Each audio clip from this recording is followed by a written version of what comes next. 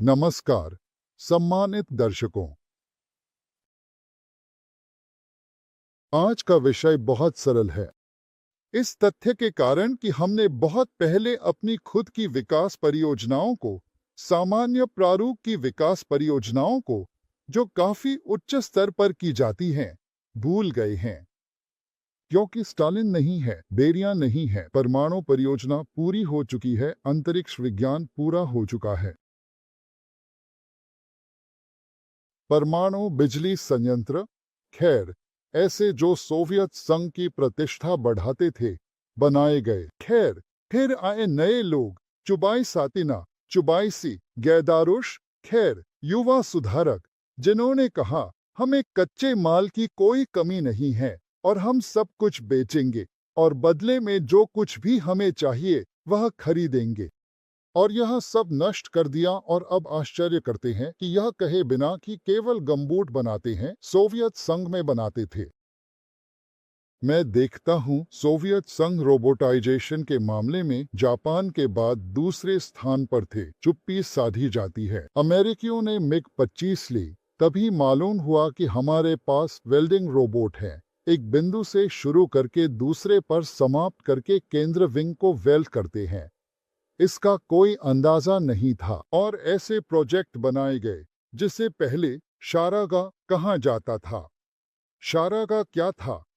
लेकिन उन दिनों बहुत सारी शिकायतें लिखी जाती थी, बहुत सारी शिकायतें। स्टालिन ने यहाँ तक कि ख्रुश्चेव के प्रस्ताव पर लिखा, शांत हो जाओ मूर्ख, क्योंकि आगे बढ़ना संभव नहीं था। वैज्ञानिक कुछ कर सकते थे, इंजीनियर, और उनके लिए विशेष परिस्थितियां बनाई गई जहाँ न तो प्रेमिकाएं न ही ईर्ष्यालु लोग, कोई भी परेशान नहीं करता था। क्यों?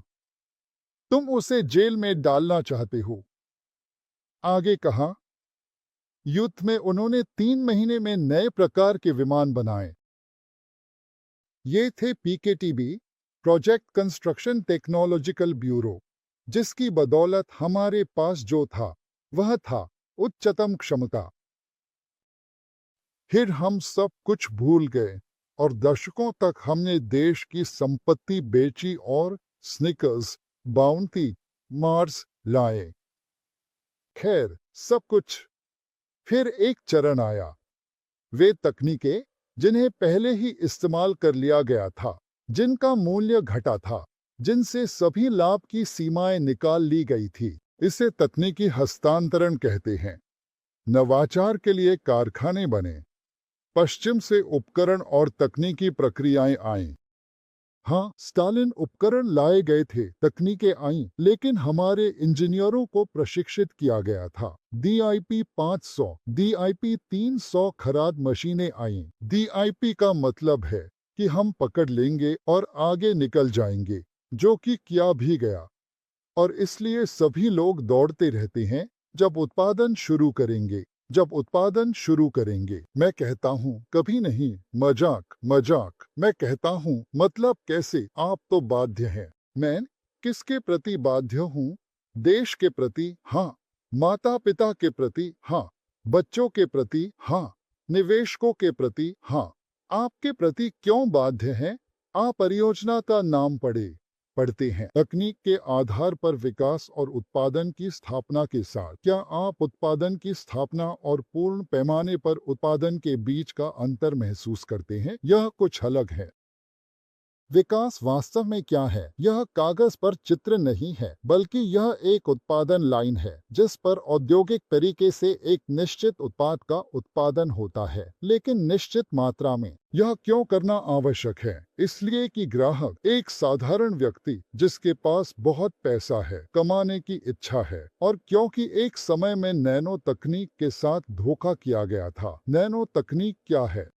एक नैनो विशेषज्ञ ने कहा था कि कांतमिरोव्स्काया डिवीजन को परमाणुओं में विभाजित कर टेलीपोर्ट किया जाएगा और वहां हाइड्रोजन बम के साथ इकट्ठा होगा। इस तरह नैनो तकनीक की शुरुआत हुई। याद कीजिए उस कहानी को जहां एक जापानी ने परमाणु या इलेक्ट्रॉन को भेजा था और किसी और ने भेजा था, लेकिन टेलीपोर्टेशन किसने खोजा? रूसी। कहते हैं, हाँ जाओ तुम, और व्यक्ति अचानक 3 अक्षरों में, है ना, गायब हो गया। टेलीपोर्ट हुआ, टेलीपोर्ट हुआ। टेलीपोर्टर, यही है नैनो तकनीक। हालांकि वास्तव में यह कुछ और ही है। खैर, नैनो तकनीकी केंद्र बनाए गए, अरबों खर्च किए गए और अब वे सोच में पड़ गए हैं कि उन्होंने क्या कर डाला। हमारा काम कुछ और है।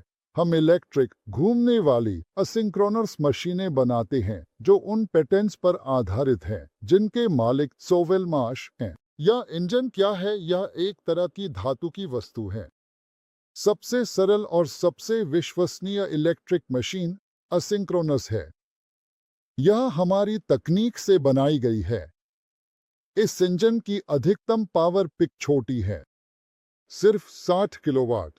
जो लोग इलेक्ट्रिक मशीनों से परिचित हैं, वे जानते हैं कि 60 किलोवाट क्या होता है और हमारा काम इसे विकसित करना था। संवेदनाएं, विचार, योजनाएं, ये एक बात है, लेकिन इस मशीन को विकसित करना और दिखाना था कि यह क्या कर सकती है। लेकिन इसे कैसे प्रदर्शित करें? कई लोग कहते हैं, वीडियो में दिखाते हैं, प्लग इन किया, चालू किया, देखो, यहां तक कि छड़ी से भी नहीं रोक सकता। माप की इकाई रोटर में छड़ी, इसे कहते हैं। छड़ियों में, हालांकि हमारे पास एसआई प्रणाली है, माप की इकाइयां हैं, वहां माप की सटीकता भी है, विभिन्न प्रकार की कैलिब्रेशन, सत्यापन आदि हैं, लेकिन छड़ी पर विश्वास करना, यह निश्चित रूप से अद्भुत है। परिणामस्वरूप, इस तरह का विकास सामने आता है। संयुक्त कुंडलन वाले इंजनों पर आधारित एक क्वाडकॉप्टर। वैसे प्रोटोटाइप्स के बारे में हमारे पास वेबिनार में कुछ विशेषज्ञ थे, बहुत ही जानकार, जिन्होंने बताया कि प्रदर्शनी में क्वाडकॉप्टर का प्रोटोटाइप बैटरी के साथ था। यहां हम केबल पर उड़ान भर रहे थे। यह रहा वह केबल।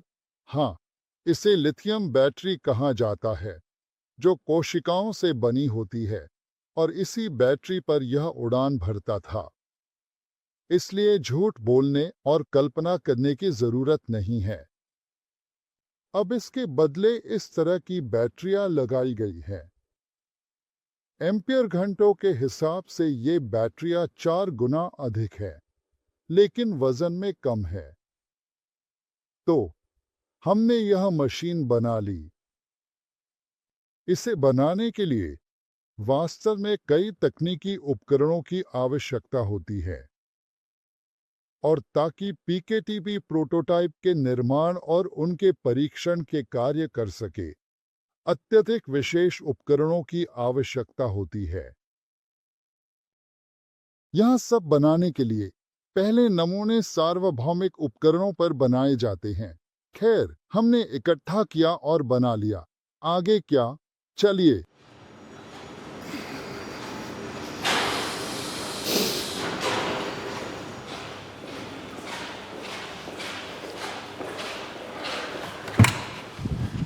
अंदर आते हैं, आगे बढ़ते हैं।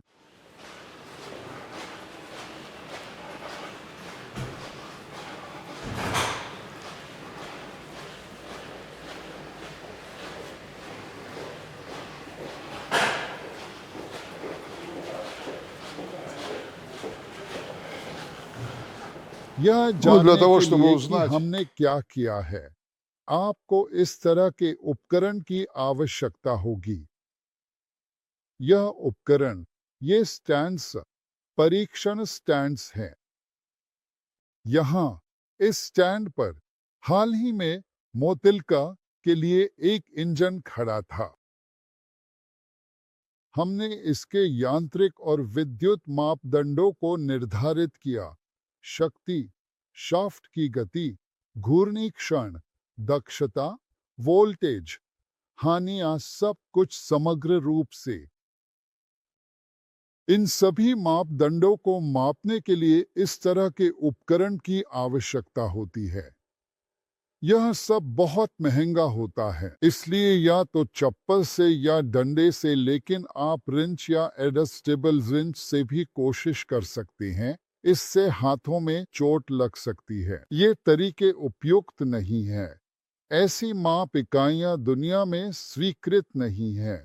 वहीं बहुत से प्रतिभाशाली लोग हैं जो कई अच्छी विचारधाराएं और अच्छे तकनीकी समाधान उत्पन्न करते हैं, लेकिन इस आधार उनके पास अपने समाधानों की जांच नहीं कर सकते। और जब लोग मुझे बताने लगते हैं कि गैराज में कुछ करना चाहिए, तो करें, कोशिश करें, दिखाएं, क्योंकि पावर सप्लाई के लिए एक फ्रीक्वेंसी ड्राइव लटका है ताकि परीक्षण नमूनों को पावर दी जा सके। बहुत महंगा है, लेकिन सरकार ने डेवलपर्स की ओर इस तरह मुंह मोड़ा और ऐसा किया।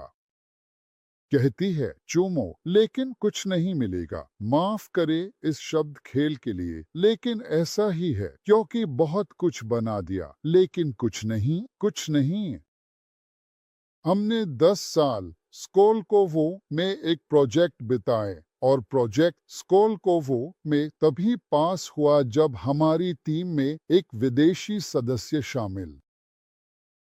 जब मशीन का परीक्षण हो जाता है, तब ऐसे मशीनों के लिए उचित रूप से और समय के साथ समय आता है। यह मशीन क्या है? यह एक मशीन है जो हमें यह निर्धारित करने की अनुमति देती है कि इंजन और प्रोपेलर मिलकर क्या परिणाम देते हैं। कौन सा प्रोपेलर सबसे उपयुक्त है? कोणों का आक्रमण क्या होना चाहिए? यह एक परीक्षण स्टैंड है, विशेष रूप से ड्राइव सिस्टम के लिए, थ्रस्ट ड्राइव के लिए। इस उपकरण के बिना क्वाडकॉप्टर के लिए ड्राइव बनाना संभव है, लेकिन मुश्किल है।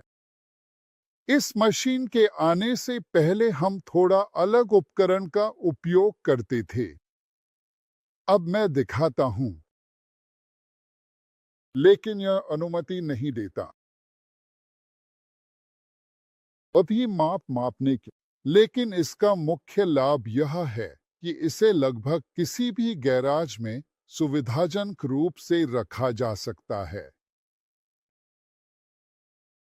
आर्किमिडीज का लीवर, जिसने कहा था कि मुझे एक लीवर दो, मैं पूरी पृथ्वी को पलट दूंगा। इसका मतलब है कि यह उपकरण एक लोडेड टेबल से बना है।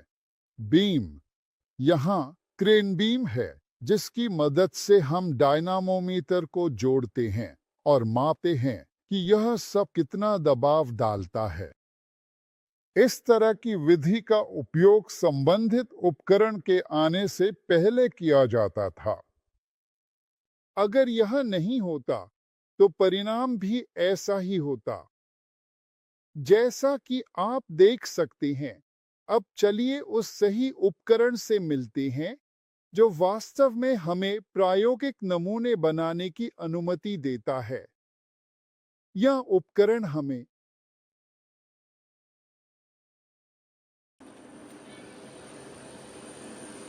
तो यह रहा, यह है। आइए शायद यहाँ चले।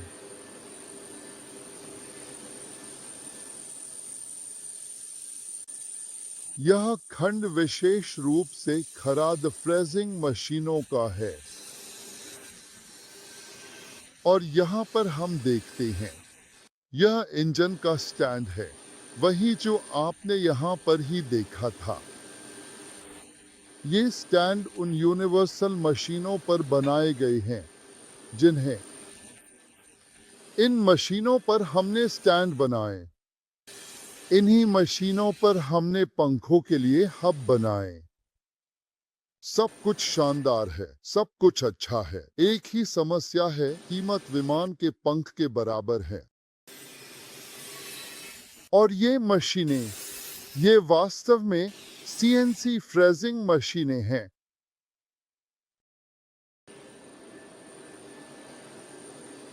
और यहाँ खराद मशीनें हैं।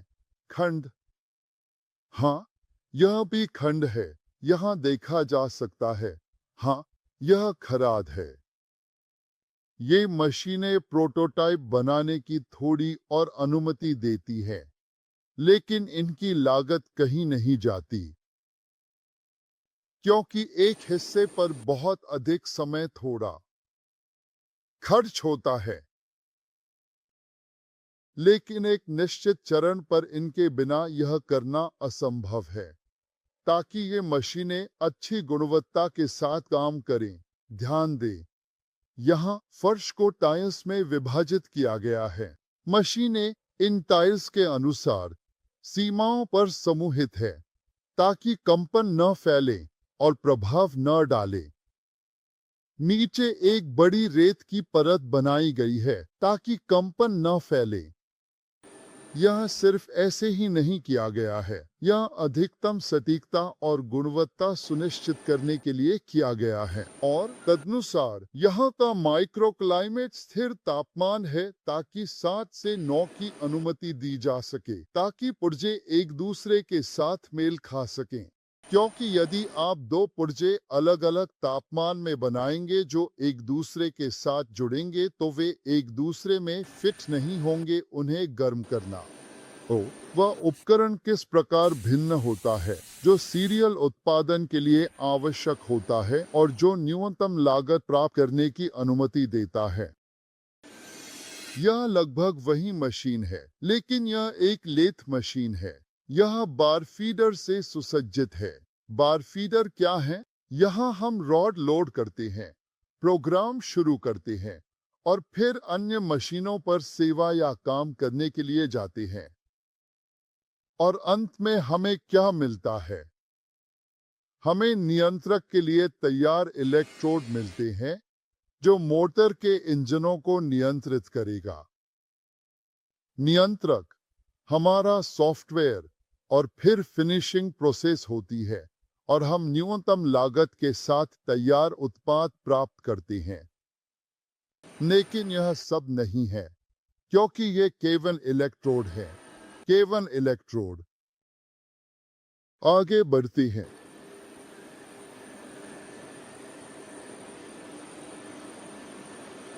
हम मशीनों के बीच से धीरे धीरे गुजरते हैं। अलमारियों में उपकरण हैं, अलमारियों में पुर्जे हैं। यह देखिए, यह नियंत्रक का आधार बनाया जा रहा है, रेडिएटर। क्योंकि हम प्रायोगिक बैच को इस तरह से बनाएंगे। आगे देखिए, यह मोटेल का के लिए फ्रेम है। यह फ्रेम किससे अलग है? इससे कि यह हल्का है। यह एक विकल्प है, लेकिन अंतिम नहीं। इस फ्रेम की तैयारी हम एक मशीन की मदद से करते हैं जिसे ट्यूब कटर कहा जाता है, जो स्वचालित मोड में पूरे सेट को न्यूनतम मानव भागीदारी के साथ बनाता है। यह मशीन MA3600 है। यह एक थर्मोप्लास्टिक ऑटोमेट है जो प्रेसफॉर्म को स्थापित करने की अनुमति देता है। यहाँ USHM हैंडल के कास्टिंग के लिए प्रेसफॉर्म लगी हुई है। वहाँ USHM के लिए और भी प्रेसफॉर्म लगे हैं। ये रहे, ये प्रेसफॉर्म है। यह बॉडी के लिए है। यह इम्पेलर की फिटिंग के लिए बनाया जाता है और यह कच्चा माल है। यह उपकरण न्यूनतम मानव भागीदारी के साथ काम करता है। बंकर को लोड किया और यह काम करता है। यहाँ लेजर उपकरण खड़ा है। इस लेजर उपकरण की मदद से परीक्षण नमूनों के लिए प्लेटें बनाई जाती हैं। आप देख सकते हैं किस गति से और तदनुसार लागत। फिर ये प्लेटें थोड़ी देर के लिए सेक्शन में जाती हैं, जहां पर खंडों के अनुसार स्टेटरोटर लोहे के पैकेट इकट्ठे किए जाते हैं और वेल्ड किए जाते हैं। यह सब बहुत श्रमसाध्य है और केवल परीक्षण कार्यों के लिए उपयुक्त है ताकि बाद में प्रयोगशाला में जांच की जा सके और फिर यह स्पष्ट रूप से समझते हुए कि हमें सही परिणाम मिला है, उपकरण की खरीद पर खर्च किया जा सकता है, क्योंकि उपकरण की कीमत बहुत अधिक होती है और सामग्री तो यह पाइप कटर जो मोटेल का के लिए यह सारा लोहा बनाएगा। हम अभी भी पाइप बेंडर की प्रतीक्षा कर रहे हैं पैरों को बनाने के लिए। फिर यह सब इस क्षेत्र में आ जाएगा। यह वेल्डिंग क्षेत्र है जहां फिर से एक व्यक्ति कर्मचारी सभी हिस्सों को स्थापित करेगा और रोबोट वेल्डिंग और असेंबली करेगा। फिर से लोगों कर्मचारियों की न्यूनतम भागीदारी के साथ। सभी का उद्देश्य श्रम उत्पादकता बढ़ाना और लागत को कम करना है। ये जो ड्रम्स खड़े हैं, यह इलेक्ट्रोटेक्निकल स्टील है जो पहले से ही काटा गया है ताकि इसे लेजर पर नहीं बल्कि उचित तरीके से उच्च उत्पादकता के साथ बनाया जा सके। अब हम आगे बढ़ते हैं। यहाँ हमारे पास संबंधित उपकरण स्थापित हो रहा है। इलेक्ट्रोटेक्निकल स्टील का रोल जैसे इस मशीन पर स्थापित किया जाता है, फिर इसे फीडिंग डिवाइस के माध्यम से घुमाया जाता है और स्टैंप में डाला जाता है। यहाँ और यहाँ यह क्रैंकशाफ्ट प्रेस स्टैंप उपकरण की मदद से दबाव डालता है।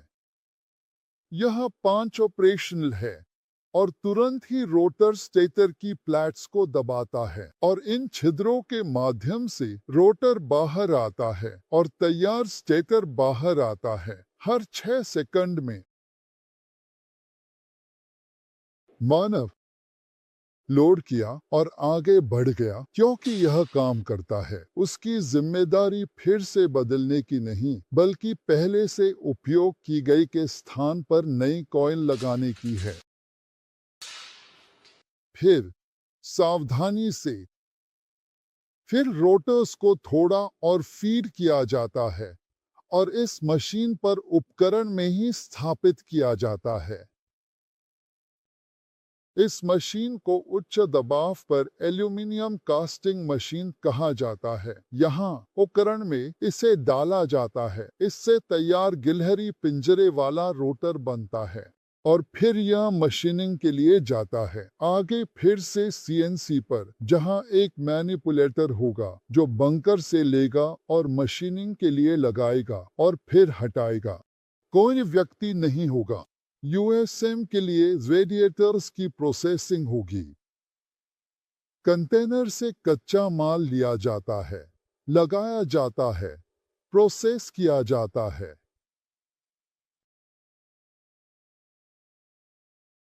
आगे चलकर बचत के उद्देश्य से पहले इस मशीन पर प्रायोगिक नमूने डाले जाते थे। यहाँ वेंटिलेशन किया जाता है और इन सभी प्रक्रियाओं से हवा को फिल्टरों पर भेजा जाता है जो इसे साफ करते हैं और कमरे में छोड़ते हैं। यह हमें हीटिंग के खर्च को कम करने के लिए अनुमति देगा क्योंकि यहाँ जो कुछ भी उत्पन्न होगा वह कार्यशाला में वापस जाएगा। यह एक ऐसी चीज है। यह हमारे लिए एक अनोखी अच्छी मशीन है। यह मशीन पास स्पोन पास को पूरा करने के लिए है ताकि रोटर स्टेटर का पैकेट स्टैंड पर टिका रहे। पास बनाना और उसमें स्पोन डालना आवश्यक है। स्पोन पर यह स्टैंड में और यहाँ पर स्वयं पैकेट में भी होता है। अगर स्टैंड में इसे फ्रेजर पर किया जा सकता है, मशीन में इसे डालकर ढलाई के समय किया जा सकता है, तो यह प्रसंस्करण में बेहतर है लेकिन अंदर करना थोड़ा मुश्किल है। यहाँ कृपया पैकेट को इकट्ठा किया, रखा और एक खींच के साथ एक चक्र में 10-20 पैकेट पार कर गए। यहाँ व्यक्ति काम करेगा, मेहनत करेगा। इसलिए हम आपके साथ एक काफी गंदा कार्यशाला बना रहे हैं। यहाँ लोगों की न्यूनतम भागीदारी की आवश्यकता होगी। लेकिन यहाँ एक बात है, चलिए चलते हैं। इसके बाद जब हमने यह सब काम कर लिया तो यह निश्चित रूप से अच्छा और दिलचस्प है। लेकिन हमें यह समझना होगा कि हमने क्या किया है। और इसलिए यहाँ अभी देखते हैं। यहाँ अभी बंद है। यहाँ ओटीके का सेक्शन है जो यह जांचेगा कि हमने अंत में क्या प्राप्त किया, और ताकि जांच अधिक पूर्ण हो सके। और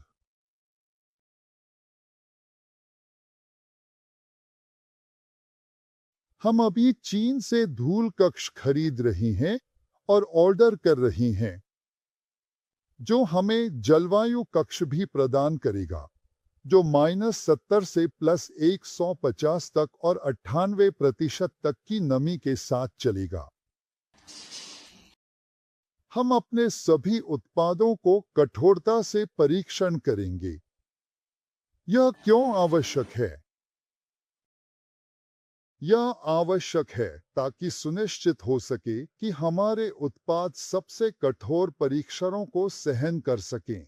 हम उत्पाद की जांच नहीं कर रहे बल्कि सुनिश्चित कर रहे हैं कि जो हम बनाएंगे वह सही हो। ऊपर हमारे पास एसएमडी माउंटिंग लाइन है, वहां भी उपयुक्त नियंत्रण होंगे। और एक और प्रयोगशाला है, यह प्रवेश नियंत्रण है। स्पेक्ट्रम स्पार्क से उन सामग्रियों की संरचना का पता लगाने की अनुमति मिलती है जो आपूर्ति की गई है, क्योंकि जो लोग उत्पादन से जुड़े हैं वे अच्छी तरह जानते हैं कि आप सामग्री प्राप्त कर सकते हैं, तकनीकी प्रक्रियाएं शुरू करते हैं और अंत में आपके पास खराबी होती है। जब तक समझते तब तक सामग्री के साथ उलझे रहते, तब तक सब कुछ खो चुका होता। पैसे, मेहनत लगाई, लेकिन उत्पाद नहीं है। और आज हमारे पास दो समस्याएं हल हो गई हैं। तीन मॉडल यूएसएचएम विकसित किए गए हैं और हम उनके सीरियल छोटे पैमाने पर उत्पादन की तैयारी कर रही हैं, क्योंकि यहाँ बड़े पैमाने पर नहीं किया जा सका। और नियंत्रक और इंजन, जो कि विमानन के लिए भी उपयोग किए जा सकते हैं, वे हमारे यहाँ लगाए जाएंगे और समय के साथ सब कुछ हो जाएगा। हमने एक इंजन विकसित किया है। यह एक फ्रांसीसी इंजन का समकक्ष है जिसमें जल जैकेट है। यह एक प्रोटोटाइप मोटर विंच है। हमने बेलारूसियों के साथ काम किया। ये वे विकास हैं जिन्हें हमने शुरू किया और फिर रोक दिया। यह फ्रांसीसी इंजन का प्रोटोटाइप है जिसमें जल शीतलन है। हमने काम शुरू किया, लेकिन वहाँ मेरी समझ में अपनी कहानियाँ थी। यह ओटिस गियरलेस मोटर का प्रोटोटाइप है जो लिफ्ट की विंच है। हमने काम को फिलहाल रोक दिया है, लेकिन उम्मीद है कि आगे जारी रखेंगे। लेकिन दिखाने के लिए, यह बीटीआर इंजन है। यह पूरी तरह से औद्योगिक है। ये वे प्लैट्स हैं जिन्हें हमने यहाँ एसएमडी माउंटिंग के साथ तैयार किया। यहाँ यूएसएचएम स्टेटर है, लेकिन आधार पर विभिन्न उपयोगों के लिए इंजन बनाए जा सकते हैं। इसका 2P4 है। अगर 50 पर यह 1500 रोटेशन है तो हमारे यूएसएचएम में यह 18,000 रोटेशन 600 है। यह 600 हर्ट्ज पर घूमता है। यह इसके लिए रोटर है। और इन वॉल्स के उत्पादन के लिए हम यहाँ एक फोर्जिंग मशीन की प्रतीक्षा कर रहे हैं। फोर्जिंग मशीन रॉड से वॉल बनाती है और फिर केवल बियरिंग्स के लिए सीट्स बनानी होती है और थ्रेड काटना होता है। यह उत्पादन के समय और लागत को भी कम करता है, जिससे उत्पादन लागत कम होती है। ये थर्मोप्लास्ट के कास्टिंग होंगे। इसलिए लक्ष्य यह है कि सभी घटकों की उत्पादन लागत चीन से अधिक नहीं होनी चाहिए, बल्कि इससे भी कम होनी चाहिए। हम इसे हासिल कर रहे हैं। और परियोजना के अनुसार उत्पाद केवल छोटे पैमाने का उत्पादन नहीं है, बल्कि यह उत्पादन के लिए पूरी लाइन है। क्यों? क्योंकि अगर ग्राहक बड़े पैमाने पर उत्पादन शुरू करना चाहता है, बाजार देखता है, तो वह आता है, बटन दबाता है और उत्पाद प्राप्त करता है। उसे यह पसंद आता है, वह ऐसा ही चाहता है। हम बैठते हैं, समझौता करते हैं। अगर वह नहीं मिलता है तो हम खुद बनाएंगे, फिर जांच करेंगे। हम लाभ होगा। कोई भी नवाचार सिलिकॉन वैली में होता है। परियोजनाएं शुरू होती हैं, 100 में से 1 सफल होती है। नया उत्पाद, नई तकनीक सभी लाभ लेता है। फिर प्रतिस्पर्धा शुरू होती है, कीमतों में डंपिंग शुरू हो जाती है। मोबाइल फोन पहले महंगे थे, अब 3000 में मिलते हैं, मार्जिन कुछ नहीं। लेकिन शुरुआत में ऐसा नहीं था, इसलिए हम रास्ते की शुरुआत में हैं, क्योंकि भारी श्रेणी का निर्माण नहीं होता, असिंक्रोनस उड़ानें नहीं होती। जिन नियंत्रकों पर हम काम कर रहे हैं, बिना एनकोडर वाले, उनका निर्माण नहीं होता। और सारी खासियत केवल नियंत्रक में नहीं है, बल्कि सॉफ्टवेयर में है, जो हमारी ही विकसित की गई है। और अब हमें इस सबसे अच्छा निकालना है। संक्षेप में यही है जो हम वास्तव में कर रहे हैं। और अगर एक सामान्य कारखाना एक प्रकार का उत्पाद बना सकता है, जैसे कि USHM, तो हम विभिन्न श्रेणियों के इंजन बना सकते हैं। खासकर जब वह स्टैम्प, जिसे क्रिवोशन ने शाफ्ट्स पर दिखाया था, हम उपकरण बदलते हैं और स्टेकर और रोटर के सेगमेंट बनाते हैं, मोटिल्का के लिए इंजन और इसी तरह की चीजें। इसलिए पुनः समायोज्य उपकरण है। और ज्यादा तकनीक, ज्यादा हमारी संभावनाएं बढ़ती हैं, विकास के लिए हो या धारावाहिक उत्पादन के लिए। धन्यवाद। अलविदा।